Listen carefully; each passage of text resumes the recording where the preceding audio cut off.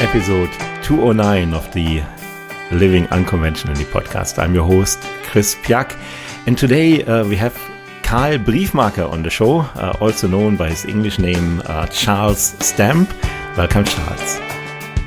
Thank you, very well.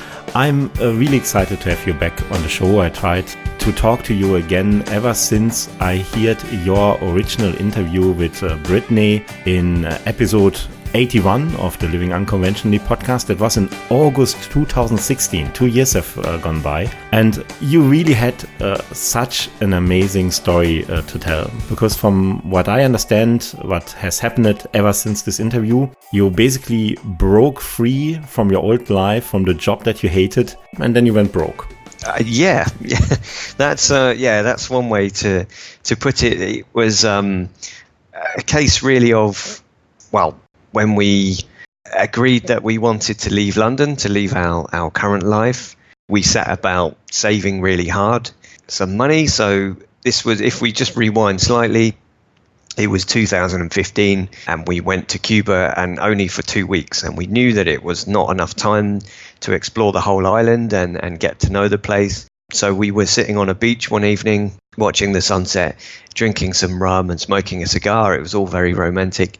And like the perfect point in the trip, and we just turned to each other and we said, look, we need to do more of this in our life. So from that moment on, we set about saving. So that was May 2015, and then round forward to February 2016, and that was our departure date. So we saved for about 9 months and actually managed to save about £9,000, I think it was at the time. And then this enabled us to do 8 months of travel around Southeast Asia. So yeah, it was a sort of jump off point.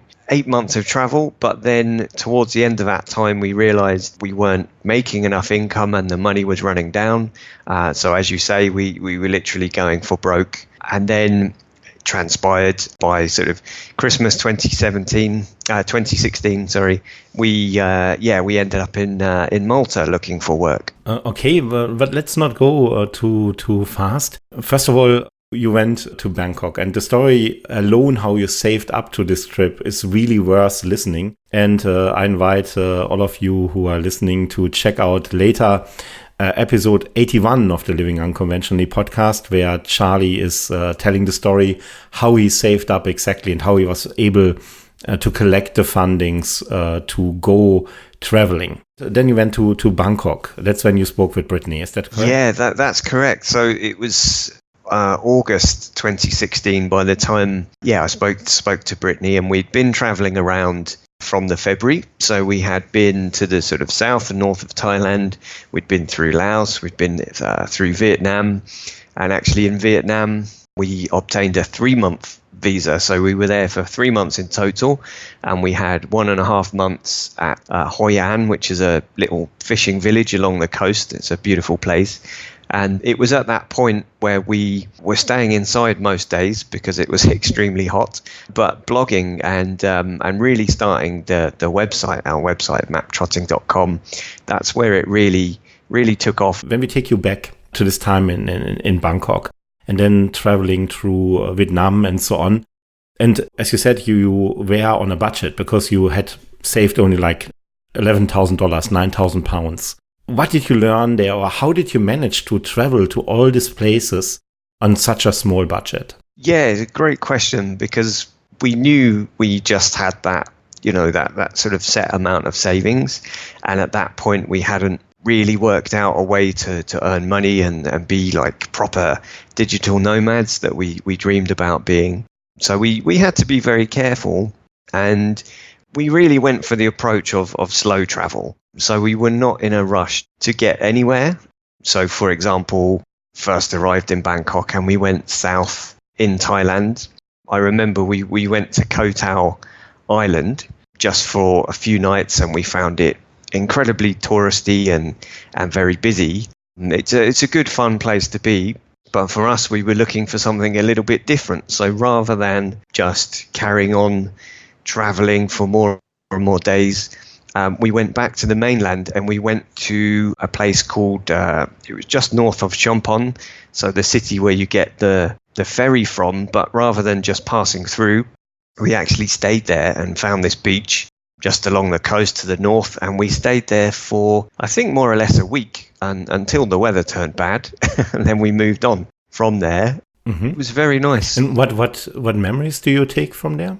I was just going to say, it was the really good thing. We managed to hire a scooter and just drive along into the town. And I just remember getting all this food, this amazing food. We had the mango with sticky rice, beautiful dessert, and some chicken skewers, and kind of basically collected a feast for ourselves to take back to the accommodation. And I think it cost something like $3 or $4 when we worked it out. And we had all this gorgeous food to eat. So that was sort of the main memory, that we realised, well, we're just a little bit off the tourist trail here, and this is like the proper local food. If we're going to make the money last, then we need to do more of this kind of thing. So we need to just sort of slow down, find the more local places, and yeah, it doesn't matter if you can't speak Thai, you're just sort of pointing and smiling, just being friendly.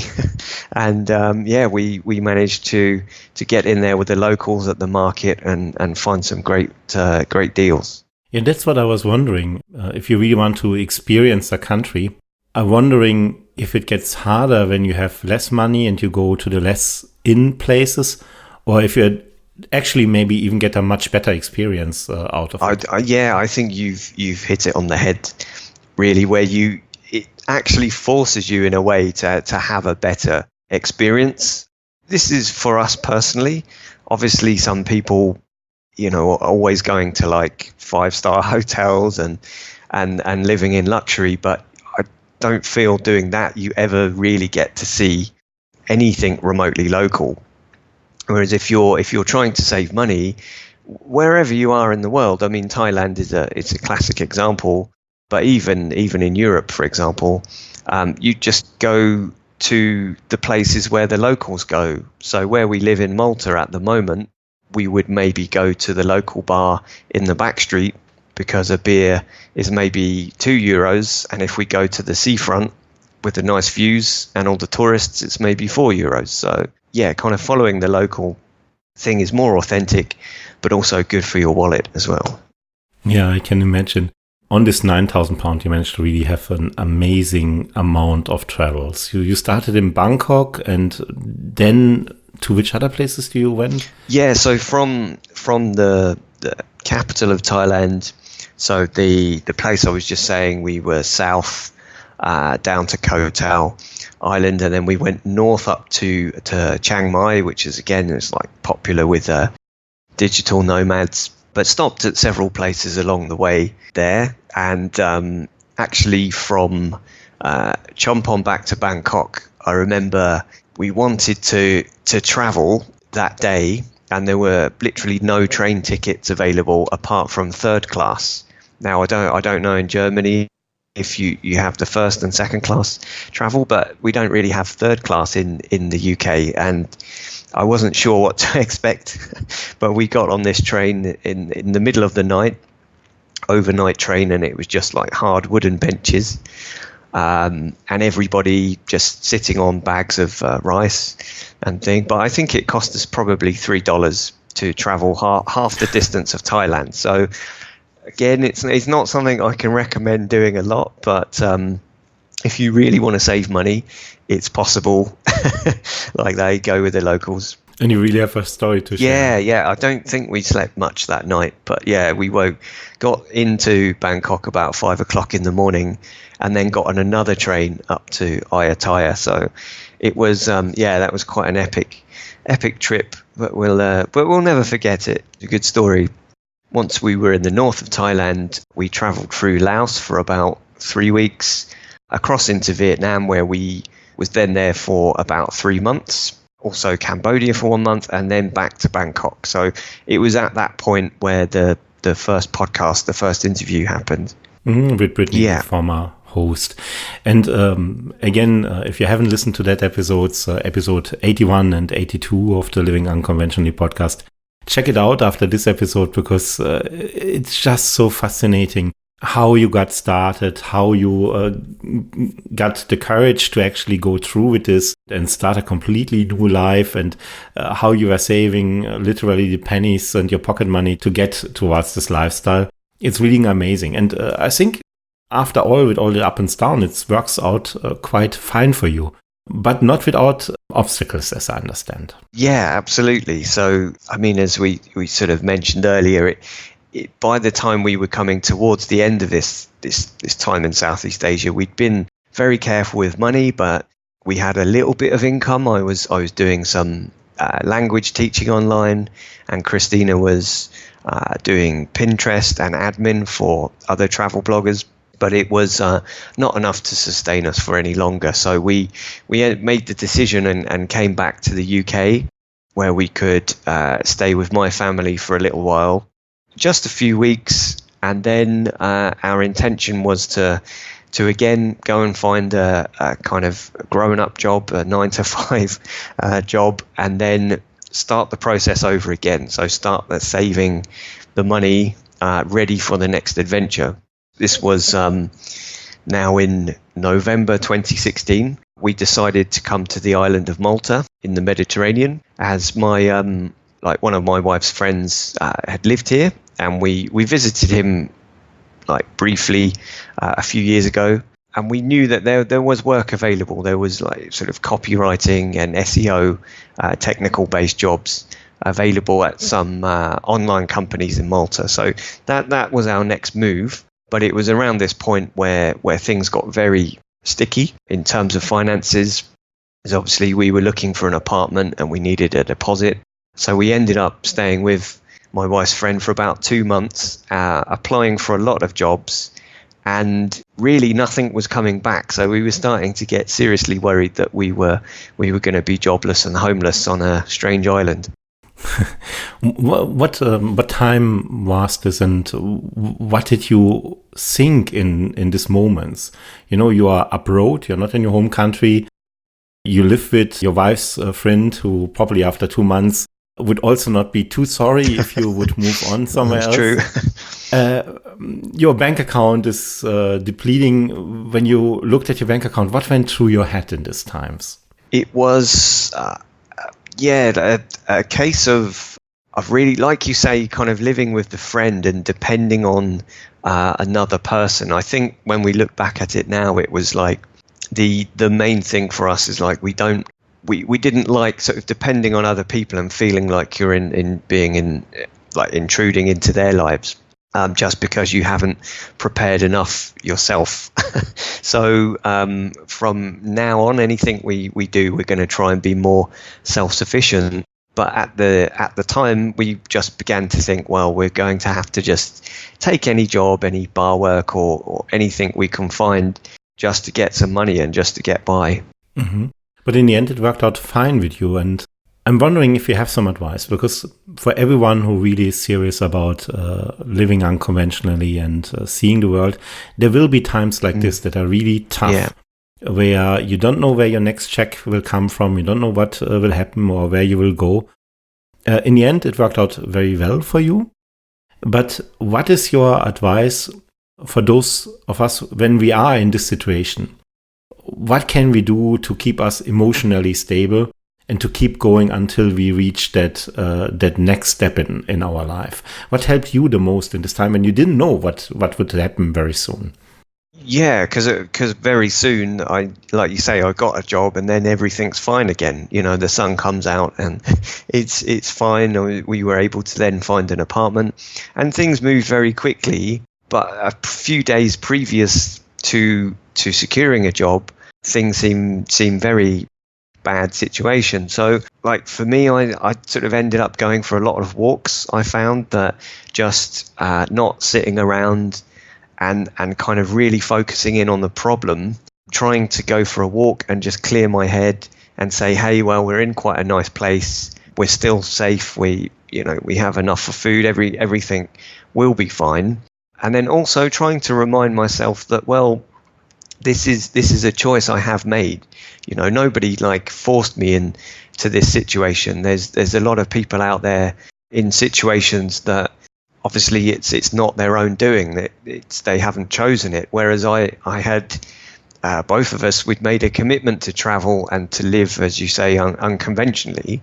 So you can't blame anybody else but yourself, and you just have to have confidence that what you're doing, even though it's going against the popular idea of society, is the right thing, and it's something you want to do. Yeah, and eventually, most cases, it does work out. You yes, everything, of course. So what happened? What happened to you? You got a job, but how did this came about? Yeah, so I was kind of holding out for a copywriting job because of the, as I mentioned, while we're in Southeast Asia, we were really starting up the blog, and we'd learned so much just by starting maptrotting.com and starting to write posts and then read and learn more about SEO and content writing. So I knew that if I was going to secure a job, copywriter would be the ideal goal. And I was lucky enough that there was an affiliate company was looking for English writers for content. Yeah, so I did manage to secure that in early January. Mm-hmm. So now I want to take a little bit advantage of your misery at the time, because in the 2 years that you lived in Malta, of course, you got to really know the island. For those of us who want to visit Malta, what's your number one tip? Say I want to spend 3 days in Malta. What can I do on that weekend? What should I see? What should I experience? Sure, that's shamelessly abusing. Yeah, no, that is a great question. Like you say, we've had 2 years. And I mean, Malta is a very Malta Island itself is very tiny. It's actually smaller than the Isle of Wight in the south of the UK. So if anybody knows that, it's very small, and it has a sister island to the north called Gozo as well, and one tiny island in between called Camino. So there are actually 3 islands here, and I would say within 3 days, the best thing to do is maybe dedicate one of those days. You can explore the capital, which is called Valletta. So that has a lot of history. There's a lot of military history because it's a very fortified capital, and it dates back to the time of the Knights of Malta and the Crusades and so on. So if anybody likes history and military things as well, there's a lot to explore there. So that's the capital city. And then I would also maybe take a day to get on there's a small ferry. You go over to Gozo, and you get an idea of how Malta was kind of 30, 40 years ago. It's a very slow pace of life, a lot of tiny villages. Yeah, so there's a lot to see there. A few good swim spots, beaches, and nice kind of bays with restaurants as well. So there's definitely a good mix. And then if you were into windsurfing, kite surfing, particularly diving as well, a lot of people come from all over Europe to go diving in Malta. There's a lot of shipwrecks to dive. So there's a lot of activities, outdoor activities that you can do, because the country, the famous boast is there's over 300 days of sunshine. So it's pretty likely to be sunny when you're here. Yeah, and while we are talking, I'm on your website, on your blog, maptrotting.com, for those of you who want to check it out. And I see all these amazing pictures of Malta that you put there. And it's just breathtaking. It makes you want to go on vacation right away. Oh, thank you very much. Yes, my wife, Christina, is the pro photographer from us two. But because we've been here for a couple of years. If you, just take a look at the blog section on our website, you'll see quite a few of the more recent posts focus in on Malta. So we've got 10 things to do in Gozo, and we've got 41 best restaurants. And perfect for you, Chris, is 3 days in Malta. So perfect itinerary for the long weekend. Very good. So we've got plenty of content if you like Malta. Mm-hmm. But for you personally now, you are again on the move. You are planning from 300 days of sunshine, you go to 300 days of British weather. Yeah, that sounds like a ridiculous thing to do, really. But yeah, we're going to leave actually this coming weekend. We're leaving the Mediterranean and going back to to the UK. Again, I'll be going and living with family, but this time we have a specific project. We're going to buy and convert a van into a motorhome. And then once it's complete, we shall be traveling around the UK, Ireland, and then hopefully into Scandinavia before the end of the summer. Yeah, we plan at least 1 year of travel around Europe in the camper van. So we're going in for the van life travel. So at least the past 12 months, we've been saving up very hard. So now we have the funds to go and do this again. What got you interested in this kind of lifestyle to go with the van? It's a good question. It was, I believe, just a lot of time spent on YouTube dreaming about it, because I'd seen, obviously we follow other bloggers and some great travel vloggers.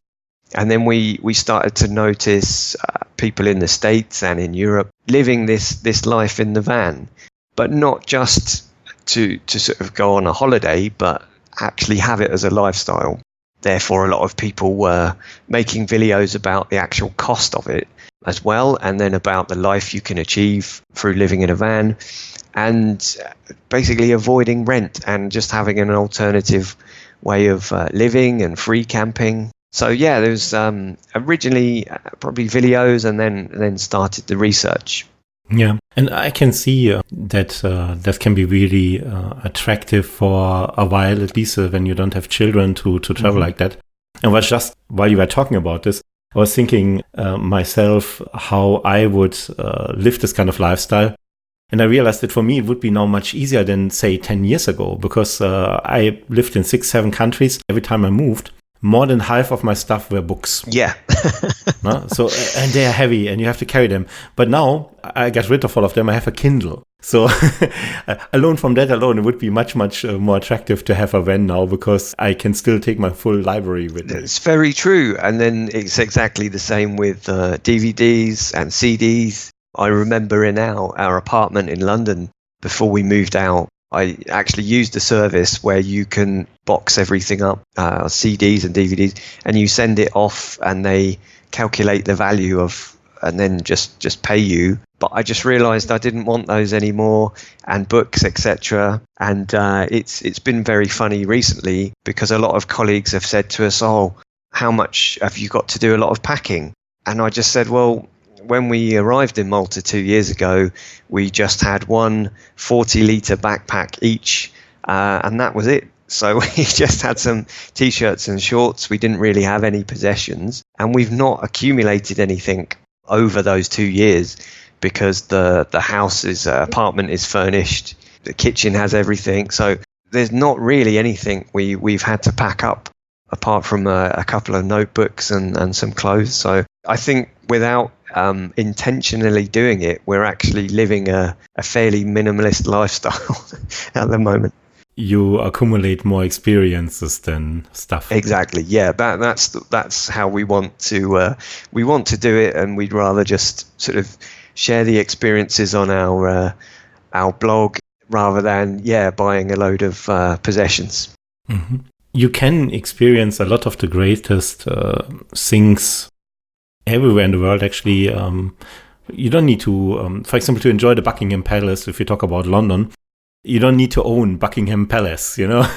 It's enough to go there and to see this place and to walk through these rooms to be able to enjoy it. And I understand you know London better than most people, because you used to be a tour guide in London. Yeah, I have spent many hours in front of Buckingham Palace, showing visitors there and all the attractions around the city. Yeah, it was, actually several years. I was in London for 14 years in total. I've worked on the open-top sightseeing tourist buses, the hop-on, hop-off bus. I've worked on the riverboats, in some attractions, and as a freelance tour guide. So yeah, I know the places to go, like how to avoid the queues and all this kind of stuff. And one of our most popular posts on the blog at the moment is a review of this card called the London Pass. I've put together some itineraries based on actually taking visitors around London. So yeah, we found people really enjoy that kind of thing. It's a bit of insider knowledge.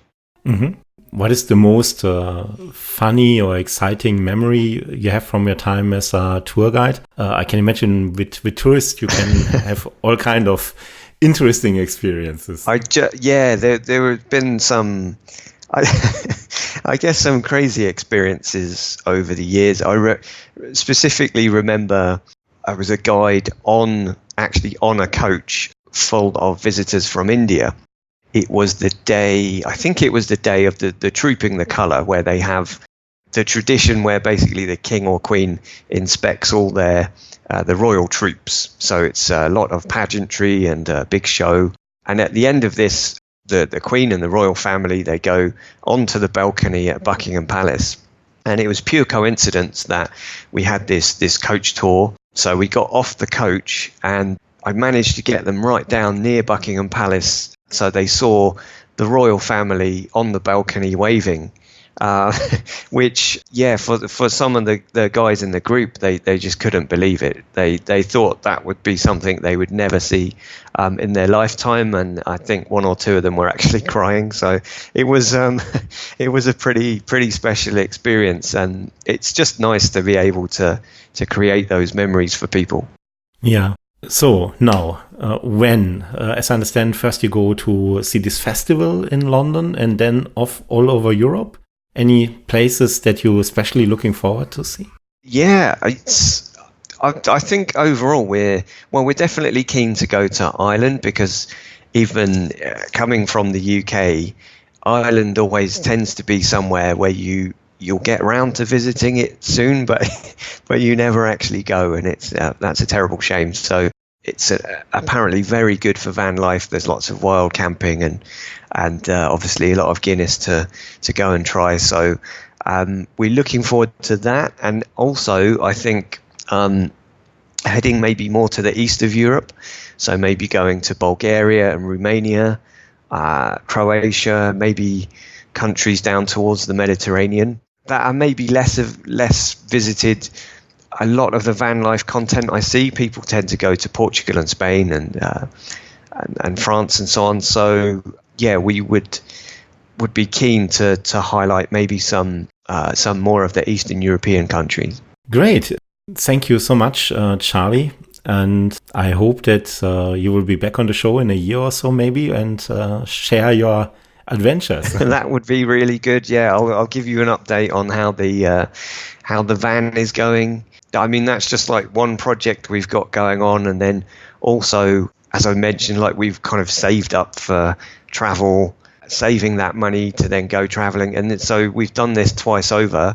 So a few months ago, I thought, right, I want to share this knowledge with people. So we've just started putting together a course, which we'll be launching in a month or two, just about how to really transition from full-time work to full-time travel. So I know that's what your sort of podcast is all about. So it's I can't wait to share that with everybody as well. Yeah, and we will be glad to have you back on the show when the course gets online, because I think that's really something that many of us would benefit from, to really finally be able to make this move from just dreaming and just living the experiences of others who have gone before us, to finally be able to do the step ourselves. Because I think actually everybody who really wants to can achieve this lifestyle. Yeah. But it's just so much easier when you have someone who went down this road before. Yeah. I think this is the thing, and I can honestly say that myself and like my wife, we're nobody special. We have all the same doubts and all the same hesitations as everybody else, but there's something, we've just gone and done it, and once you start, you realize it's not as difficult as you think. So it's kind of been a little sad for me now. I've been like leaving my job here, and I explain to people what I'm doing or going to do, and the response you get 9 times out of 10, people say, I wish I could do that, or I'm very jealous. So jealousy and wishing, that's not going to get you anywhere. You just have to, you have to do it. And so I always reply, well, you can. If you want to, you can. Well, I think we just found the title for this episode. I wish I could do that. Yeah. Thank you, Charlie. Cool. Thank you very much, Chris. Next week, we have a very special episode. We have the Estonian government as a guest. Not the whole government, even though it's a small country. Just one person from the government talking with us about startup visas for Estonia, which is one really good way to gain living access in the European Union and build your own organization at the time.